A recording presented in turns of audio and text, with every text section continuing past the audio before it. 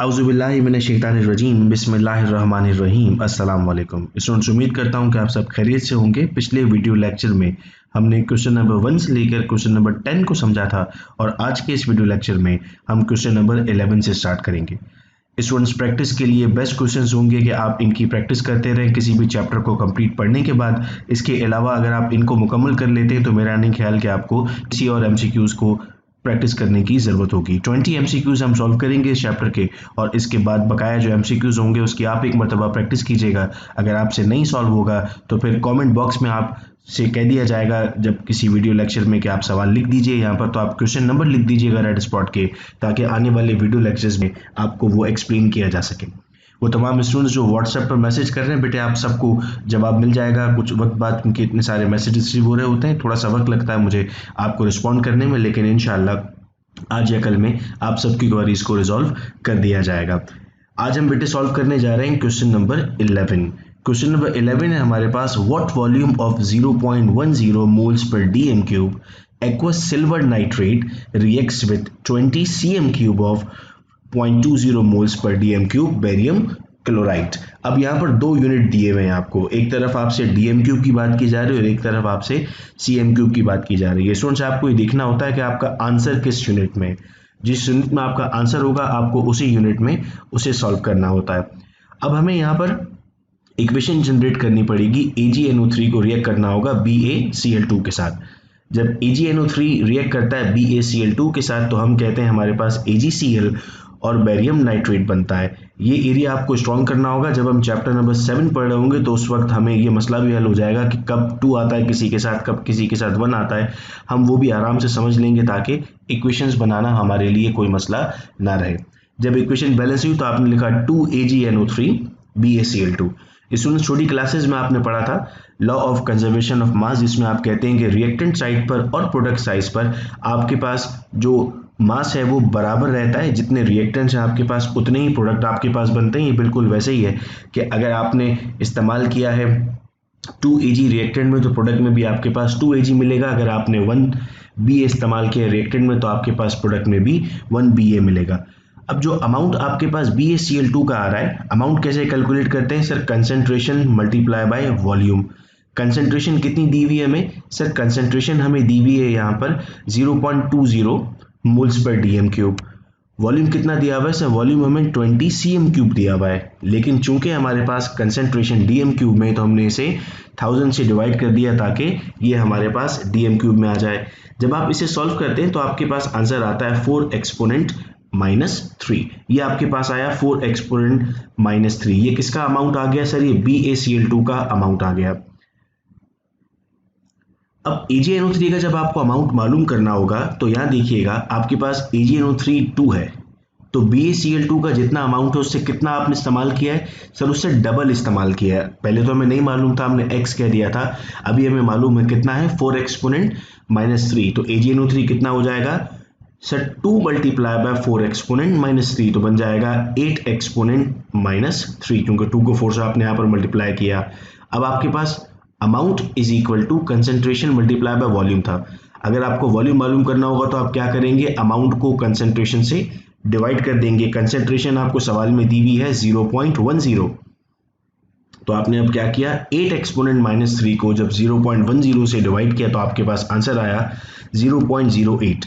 Students, याद रहे कि अब आपने कन्वर्ट कर दिया था डीएम क्यूब में, यहाँ पर 1000 से डिवाइड करके, तो 0.08 आपका आंसर नहीं है। आपको क्या करना होगा? अब इस आंसर को कन्वर्ट करने के लिए मल्टीप्लाई करना होगा 1000 से, तो आपके पास आंसर आता है 80 cm क्यूब। तो आपके पास option number D is the right answer. Next question की तरफ बढ़ते हैं। स्टूडेंट्स, आप देख रहे हैं कि कितना मुश्किल होता जा रहा है इन एमसीक्यूज को। जब आप सॉल्व कर रहे हैं थ्योरी पढ़ने के बाद आपको बेशुमार प्रैक्टिस करनी पड़ेगी, तभी जाकर बेटे आप इन सबको सॉल्व कर पाते हैं। नेक्स्ट क्वेश्चन बेटे हमारे पास आता है, when 20 cm cube of a gaseous hydrocarbon were completely burned in an excess of oxygen, 60 cm cube of carbon dioxide and 40 cm cube of water vapors were formed, all volumes being measured at the same temperature and pressure. What is the formula of that hydrocarbon? अब आपसे पूछ रहा है कि उस hydrocarbon का formula क्या होगा। स्टूडेंट्स, इसका सॉल्यूशन हम अलग से करके देखते हैं। स्टूडेंट, हमने यहाँ पर इक्वेशन जनरेट की, CXHY कह दिया हमने, और ऑक्सीजन से इसे कंबर्स किया, तो आपके पास जब भी कोई हाइड्रोकार्बन कंबर्स करता है हमारे पास कार्बन डाइऑक्साइड और वाटर बनता है। अब हमने यहाँ पर लिखा कि जितने यहाँ पर कार्बन मौजूद थे उसका x यहाँ पर बनेगा आपके पास, जो हमने लॉ ऑफ कंजर्वेशन ऑफ मास में पढ़ा, तो आपने x यहाँ पर लिख दिया XCO2। आप यहाँ देख रहे हैं कि यहाँ पर H1 है और यहाँ पर आपके पास H2O मिल रहा है। इसको बैलेंस करने के लिए आपने यहाँ पर कहा कि सर y एक्चुअल में हमारे पास y/2 है, ताकि इक्वेशन आपकी बैलेंस रहे। अब x में आपको कहा जा रहा था कि 60 DM³ कार्बन डाइऑक्साइड बनेगा, तो आपने ऊपर रख दिया 60 डिवाइड किया 20 से, जो आपके पास हाइड्रोकार्बन मौजूद था, तो आंसर आया आपके पास 3। y/2 किसके बराबर आया सर? 40 DM³ H2O बनने की बात की जा रही थी, आपने 40 डिवाइडेड बाय 20 किया, तो आपके पास आंसर आया 2। लेकिन यहाँ पर था y/2, ये 2 यहाँ पर डिवाइड हो रहा है तो वहां जाकर मल्टीप्लाई हो गया, आपके पास y बन गया 4। इसका मतलब Cx के बजाय आपने कह दिया C3 और Hy के बजाय आपने कह दिया H4, तो करेक्ट आंसर हुआ आपके पास C3H4। स्टूडेंट्स, नेक्स्ट क्वेश्चन हमारे पास है, naturally occurring silicon is a mixture of 3 isotopes Si28, Si29 and Si30। The relative atomic mass of silicon is 28.109। इस तरह का सवाल हमने कल भी एक सॉल्व किया था, जिसमें आपको रिलेटिव अबंडेंस मालूम करनी थी। अब आपको नीचे 4 ऑप्शंस दिए हुए हैं, A, B, C and D। आपको इन 4 ऑप्शंस में ये बताना है कि कौन सी परसेंटेज दुरुस्त है। तो ये एक डिटेल्ड क्वेश्चन होता है। आप देख रहे हैं स्टूडेंट्स, यहाँ पर एग्जाम फेवरेट रेटिंग्स भी लिखी हुई है, कहीं पर 2 और कहीं पर 3। इसका मतलब होता है कि कितनी मरतबा ये सवालात मुख्तलिफ इम्तहानात में पूछे जा चुके हैं। आपको क्या करना होता है इसमें, अब आपको इन सबको अलग अलग कैलकुलेट करना पड़ता है। 91.1 का मतलब है एक्चुअल में, चूंकि परसेंटेज दी हुई थी, ये आपके पास था 0.911 मल्टीप्लाई बाय 28, क्योंकि रिलेटिव अबंडेंस 1 होती है, ये हमने कल के वीडियो लेक्चर में समझा था। 7.9 का मतलब हो गया 0.079 और 1 का मतलब हो गया 0.01। 100 से आपने डिवाइड किया हुआ है। आप इस पूरे को सॉल्व करेंगे और आपके पास एक आंसर आएगा। वो आंसर कितना आना चाहिए सर? वो आंसर 28.109 आना चाहिए। जब आप ए को सॉल्व करते हैं तो आपके पास आंसर आता है 28.099। जब आप सी को सॉल्व करते हैं तो आपके पास आंसर आता है 28.068 और जब आप डी को सॉल्व करते हैं तो आपके पास आंसर आता है 28.071। बी आप लोग सॉल्व कीजिएगा, आप लोग जब सॉल्व करेंगे बी को तो आपके पास आंसर आएगा 28.109, जो कि सही जवाब होगा। ये इंपॉर्टेंट क्वेश्चंस में से है, इस तरह के सवाल आपको पेपर में पूछे जाते हैं। नेक्स्ट क्वेश्चन की तरफ बढ़ते हैं बेटे। 0.20 gram sample of monobasic acid requires 8 cm³ of 0.40 moles per dm³ sodium hydroxide for complete reaction. Monobasic acid से यहाँ पर आपकी मुराद है, आप यहाँ पर HCl की भी बात कर सकते हैं, जिसमें 1H होगा। H2SO4 होता तो वो डाई हो जाता, H3 होता तो वो ट्राई हो जाता। अब आपको इक्वेशन यहाँ पर जनरेट करनी है। एसिड का नाम आपको मालूम नहीं है, इक्वेशन आप कैसे जनरेट करते हैं? सर आप यहाँ पर लिखते हैं HA plus NaOH will form Na plus H2O। ये न्यूट्रलाइजेशन रिएक्शन है, Na के साथ यहाँ पर A, कुछ भी चीज हो सकती है, Cl हो सकता है, जो भी होगा वो यहाँ पर ऐड हो जाता है। आपको रिलेटिव मॉलिक्यूलर मास मालूम करना है उस एसिड का जिसका नाम भी आपको यहाँ पर नहीं बताया गया। अमाउंट का फॉर्मूला क्या होगा? पिछले एमसीक्यू में भी हमने किया था, concentration multiply by volume. Concentration कितनी गिवन है सर? कंसंट्रेशन अगर मैं वापस उस सवाल की तरफ बढ़ता हूं तो 0.4 मोल्स पर डीएम³ मुझे गिवन है। मैंने यहां से कंसंट्रेशन कॉपी की है। 8 cm³ मेरे पास वॉल्यूम मौजूद है। जाहिर है मैं इसे जब डीएम³ में जा रहा हूँ तो मैं 1000 से डिवाइड कर रहा हूँ, तो मैंने 8 को यहाँ पर 1000 से डिवाइड किया। अब हमारे पास जब हमने इस कंप्लीट को सॉल्व किया तो हमारे पास आंसर आया 3.2 एक्सपोनेंट -3। इसे आप यूं समझ लीजिए कि जब आप 4 को 8 से मल्टीप्लाई करते हैं तो वो 32 बनता है। यहाँ पॉइंट था तो आपने 3.2 कर दिया और यहाँ पर आपके पास 3 जीरो थे तो वो एक्सपोनेंट -3 बन गए। ये आपके पास अमाउंट आ गया। अब जितना अमाउंट आपके पास NaOH का है उतना ही अमाउंट आपके पास इस एसिड का भी है, चूंकि दोनों 1 मोल्स हैं। तो आपके पास अमाउंट ऑफ HA भी कितना आ गया सर? 3.02 एक्सपोनेंट 23 आ गया। मोलर मास मालूम करना था और मास इन ग्राम कितना गिवन था सर? 0.20 गिवन था। फॉर्मूला मोल का आपको मालूम है, mole is equal to mass in gram divided by molecular mass होता है। लेकिन इस मर्तबा आपको चूंकि मोलर मास मालूम करना था तो यहाँ पर आपके पास मोल डिवाइड हो रहा है और molar mass is equal to कुछ तरफ चला गया। जब आप इसको सॉल्व करते हैं अपने पास तो आंसर आता है 62.5। स्टूडेंट्स परेशान रहते हैं कि एक्सपोनेंट को किस तरह सॉल्व करेंगे। आप इस वैल्यू को भी एक्सपोनेंट में ले आए, जब आप इसे 20.0 कर देंगे तो आपके पास एक्सपोनेंट -2 हो जाएगा, -2 और -3 यहाँ पर कैंसिल होकर एक्सपोनेंट 1 बच जाएगा और फिर आप इसका सिंपल डिवीजन कर सकते हैं। एक्सपोनेंट्स की वैल्यू को देखकर आपको परेशान नहीं होना होता, आपको उसे सिंपल करके सॉल्व करना होता है। नेक्स्ट क्वेश्चन है बेटा हमारे पास question number 15। On collision airbags in cars inflate rapidly due to the production of nitrogen. The nitrogen is formed according to the following equation. ये इक्वेशन आपको सवाल में दी गई है। 2NaN3 will form 2Na plus 3N2. 10Na plus 2KNO3 will form K2O plus 5Na2O plus N2. How many moles of nitrogen gas are produced from 1 mole of sodium azide? Nitrogen gas के कितने moles आपके पास बन रहे हैं 1 मोल से, यानी NaN3 से। आपने सुना होगा स्टूडेंट्स के जितनी भी कार्स आती हैं उसमें एयरबैग्स लगे होते हैं, तो एक्सीडेंट के वक्त एयरबैग्स ओपन हो जाते हैं ताकि जो भी ड्राइवर है और लोग बैठे हुए वो डायरेक्टली कार को जाकर हिट ना करें, कार के किसी पार्ट से हिट ना करें, उनको वो बैग मिल जाए। नाइट्रोजन की वजह से ये ओपन हो रहा होता है। अब अगर हम यहाँ पर स्टूडेंट्स देखते हैं 1 mole of NaN3 produce 1 mole of Na, 2 मोल से 2 मोल प्रोड्यूस हो रहे थे, तो सिंपल कैलकुलेशन थी 1 मोल से 1 मोल हो गया आपके पास। एंड 1.5 मोल ऑफ N2, ये 2 है ये 3 है, जब 2 यहाँ चला जाता है 3/2 बन जाता है, तो ये आपके पास बन जाएगा 1.5। तो इस इक्वेशन से आपको क्या समझ में आया, आपने नोट कर लिया कि इसका 1 मोल इसका 1 मोल बनाएगा, लेकिन इसका 1 मोल इसका 1.5 मोल बनाएगा। Now 1 mole of Na produce 0.1 mole of N2। यहाँ पर आपके पास 10 है, यहाँ पर आपके पास 1 है। जब आप इसको 1 करना चाहेंगे तो आप 1 को 10 से डिवाइड करेंगे, आंसर क्या आएगा 0.1। तो अब आपने टोटल करना है, 1.5 यहाँ बन रहा था, 0.1 यहाँ बन रहा था, आपने क्या किया टोटल अमाउंट कितना आया 1.5 plus 0.1 is equal to 1.6। Option B आपका सही जवाब होगा। सवाल जितना ही मुश्किल आपको नजर आ रहा होगा, जवाब अगर आप तरीके से सॉल्व करेंगे तो निहायत ही आसानी से सॉल्व हो जाएगा। नेक्स्ट क्वेश्चन है बेटा, देखें स्ट्रक्चर देखें, हमें लगता है कि शायद मुश्किल तरीन सवाल यहाँ पूछा जाने वाला है, लेकिन इसका सॉल्यूशन अभी आप देखेंगे तो आपको अंदाजा होगा कि सवाल कितना आसान था। Compound G is a diesel fuel additive which reduce the amount of soot formed when the fuel burns. How many moles of oxygen gas are needed to completely burn 1 mole of this compound? अब आपके पास, आपको पता है combustion की बात कर रहा है, जब कंबशन होती है तो इसका मतलब होता है आप किससे रिएक्ट करते हैं, ऑक्सीजन से रिएक्ट करते हैं, और क्या बनता है सर कार्बन डाइऑक्साइड और वाटर बनता है। पूछना चाह रहा है कि कितना इस्तेमाल करना होगा। अगर मैं यहाँ पर इसे काउंट करूं तो कार्बन कितने आएंगे 1 2 3 4 5 6 और 7, तो मेरे पास C कितने हैं, मैंने यहाँ पर लिख दिया सर C 7 है। ऑक्सीजन कितने हैं सर 1 2 3, तो मैंने लिख दिया ऑक्सीजन 3। हाइड्रोजन कितने हैं, कार्बन के साथ जो हाइड्रोजन मौजूद थे हमने उसे काउंट किया तो हमें पता लगा कि हाइड्रोजन 12 मौजूद हैं। अब जब आपने इसे सॉल्व किया इस इक्वेशन को, तो ये आपको पता था C7H12 वो 3 हो गया, इससे कार्बन डाइऑक्साइड वाटर बनेगा और ऑक्सीजन चाहिए होगा। जब आप सिंपल इक्वेशन को बैलेंस करते हैं तो आपके पास आंसर आता है 17/2। ऊपर अपॉन में ऑप्शन नहीं दिया हुआ, लेकिन 8.5 आंसर आता है। जब आप 17/2 करते हैं तो आपके पास सही जवाब क्या हो गया sir, option A is the right answer. Next question है, self igniting flares contain Mg3P2 with water. This produce diphosphane P2H4 which is spontaneously flammable in air. Which equation that includes the formation of diphosphate is balanced?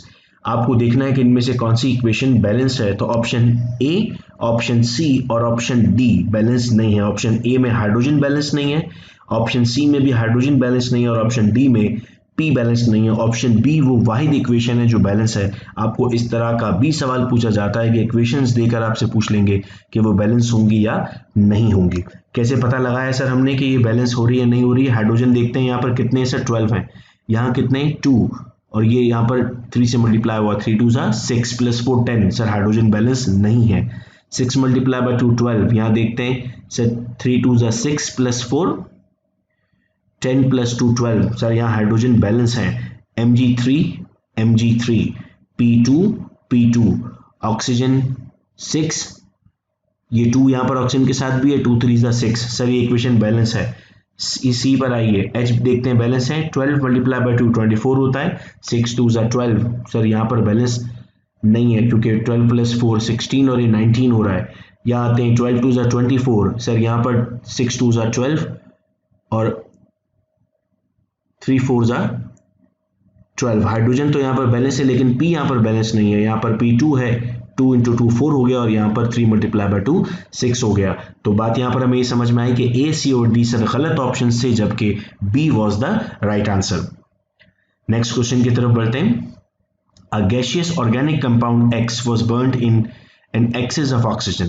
0.112 dm³ sample of X measured at STP यानी standard temperature and pressure produced 0.88 gram of carbon dioxide.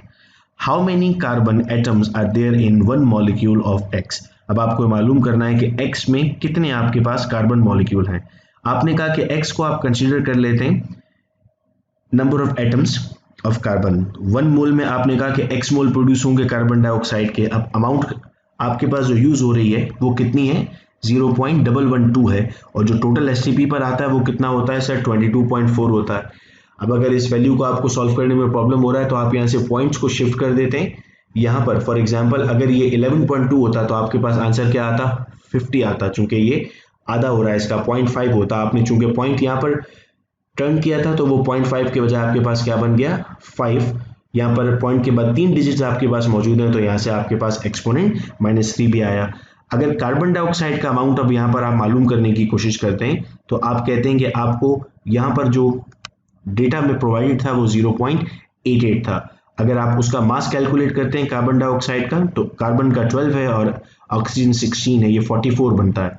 अब 0.88 को आप 44 से divide कर रहे हैं। Again अगर ये पॉइंट्स ना होते तो 2 आंसर आता आपके पास, तो आपने यहाँ पर 2 लिखा, पॉइंट के बाद 2 डिजिट से, तो यहाँ पर आपके पास एक्सपोनेंट -2 में आया। नाउ ये जो आपके पास वैल्यू थी x, उसे आपने कहा कि सर ये कार्बन डाइऑक्साइड के एटम्स हैं आपके पास 5 exponent -3 into x is equal to 2 exponent -2। अब ये वैल्यू यहाँ पर मल्टीप्लाई हो रही है, यहाँ पर आकर डिवाइड होगी। जब ये वैल्यू आपके पास यहाँ डिवाइड होती है आपके पास आंसर आता है x में 4, एक्सपोनेंट यहाँ पर 10 की पावर -2 है, यहाँ पर एक्सपोनेंट 10 की पावर -3 है। जब ये यहाँ पर आ जाएगा दोनों आपस में कैंसिल हो जाएंगे, सिर्फ एक्सपोनेंट 1 बचेगा। 0.4 वैसे इसका आंसर आ रहा होता है, चूंकि एक्सपोनेंट -1 में होता है वो यहाँ पर कन्वर्ट हो जाएगा, तो आपके पास करेक्ट आंसर 4 होगा, यानी ऑप्शन डी आपका सही जवाब होगा। कैलकुलेशंस में आपको बहुत प्रैक्टिस करनी पड़ेगी, आप बहुत ज़्यादा कैलकुलेशन सॉल्व कीजिए बगैर कैलकुलेटर के, तभी जाकर आप इसमें खुद को एक्सपर्ट मानेंगे। नेक्स्ट बेटे हमारे पास क्वेश्चन है, इथेन डायोएट आयंस यानी C2O4-2 और oxidized by hot acidified aqueous potassium magnet according to the following equation. Equation आपको दी गई है यहाँ पर, what volume of 0.02 moles per dm³ potassium magnate is required to oxidize completely 1 exponent -3 mole of the salt KHC2O4.H2C2O4। अब आप जब solution में आते हैं तो आप कहते हैं कि इसका जो 1 मोल है इसमें बेसिकली C2O4 ट्वाइस है। तो आपने यहाँ पर क्या किया, सबसे पहले 1 मोल में जब आपने कहा ट्वाइस मौजूद है तो इसके मोल्स कितने हो गए, इसके मोल्स से डबल हो गए। वो 1 एक्सपोनेंट -3 था, ये कितना हो गया, 2 एक्सपोनेंट -3 हो गया। अब जब आप MnO4 की मोल मालूम करना चाह रहे हैं, ये आपके पास 2 है और ये आपके पास 5 है according to law of conservation of mass. जब इसको 1 आपको मालूम करना होगा तो ये क्या बन जाएगा, सिर्फ 5/2 बन जाएगा, और n किसका आएगा आपके पास, C2O4 का आएगा, जो आपके पास कितना था, 2 था। जब आपने यहाँ पर इस वैल्यू को रख के कैलकुलेट किया तो आपके पास आंसर आया 8 एक्सपोनेंट -4। जब भी आप कैलकुलेशन कीजिए आप पॉइंट में कीजिए, बाद में उसे एक्सपोनेंट्स में ले आएं तो आपको कैलकुलेशन करने में कोई प्रॉब्लम नहीं होगी। वॉल्यूम कैसे मालूम करते हैं sir, moles upon concentration. Moles आपके पास यहाँ से कैलकुलेट हो गए थे, दैट वाज 8 एक्सपोनेंट -4। कंसेंट्रेशन आपको सवाल में दी गई थी, दैट वाज 0.020। जब आपने इसे सॉल्व किया तो आपके पास आंसर dm³ में आया 4 एक्सपोनेंट -2, लेकिन आपको आंसर cm³ में देने थे तो आपने मल्टीप्लाई किया, आपके पास आंसर आया 40 cm³, यानी ऑप्शन बी आपका सही जवाब था। नेक्स्ट क्वेश्चन है question number 20। Nervous disorders resulting from mercury poisoning occur because mercury forms a 1,1 complex with lipoyl groups which are vital for glucose metabolism. If the average concentration of lipoyl group in the body is 1 exponent -8 moles per kg, what mass of mercury could complex all the lipoyl groups in human containing 5 kg of body fluid? सवाल देखने में कितना मुश्किल लग रहा है हमें ऐसा लग रहा है ये सवाल आउट ऑफ कोर्स है। अक्सर एनटीएस के पेपर के बाद हमारा ये क्लेम होता है कि जो सवाल पूछा गया था ये कोर्स में नहीं था, ये आउट ऑफ कोर्स था। स्टूडेंट वर्डिंग्स भले ही आउट ऑफ कोर्स हैं, आंसर देखिए कितना आसान है आपके पास। आपको रिलेटिव एटॉमिक मास भी प्रोवाइड किया गया है मरकरी का, दैट इज 200। अब आप कहते हैं आपके पास बॉडी में कितना मौजूद है पर केजी, 1 एक्सपोनेंट -8, तो 5 में कितना हो जाएगा सर, सिंपल 5 से मल्टीप्लाई करते हैं, 5 एक्सपोनेंट -8 हो जाएगा। अब मरकरी का बॉडी में अगर मास मालूम करना चाहते हैं, मोलर मास आपको दिया हुआ है 200, मोल आपने अभी मालूम कर लिया। आप क्या करेंगे सर, दोनों को मल्टीप्लाई कर देंगे। जब आप इन दोनों को मल्टीप्लाई करते हैं, यानी 5 एक्सपोनेंट -8 को 200 से मल्टीप्लाई करते हैं, 200 को आप 5 से मल्टीप्लाई करते हैं, आपके पास आंसर आ जाएगा। वहां पर आपके पास 3 जीरो होंगे, वो 3 जीरो इस -8 में से आप कैंसिल कर दें, तो आपके पास -8 में से अगर 3 जाएगा तो 5 बचेगा। आंसर आ गया आपके पास 1 एक्सपोनेंट -5, ऑप्शन डी आपका सही जवाब था। तो स्टूडेंट्स आपने देखा, एक एक सॉल्यूशन कॉन्सेप्ट आपको समझाने का मकसद ये था कि अब नीचे दिए गए जो सवालात हैं इनमें सॉल्यूशंस ऑलरेडी मौजूद हैं, आपको इन सॉल्यूशन से इनको समझने की कोशिश करनी है। और अगर फिर भी नहीं समझ में आता तो आप वीडियो लेक्चर्स में क्वेश्चन नंबर मेंशन कर दीजिए, ताकि आने वाले लेक्चर्स में आपको वो एक्सप्लेन किया जा सके। नेक्स्ट वीडियो लेक्चर्स में इंशाल्लाह हम चैप्टर नंबर 2 स्टार्ट कर रहे होंगे केमिस्ट्री का, that is states of matter, और पास्ट पेपर से उसके न्यूमेरिकल्स को सॉल्व करेंगे। बहुत शुक्रिया इस वीडियो लेक्चर को सुनने का, अपना बहुत ख्याल रखिएगा। अल्लाह हाफिज।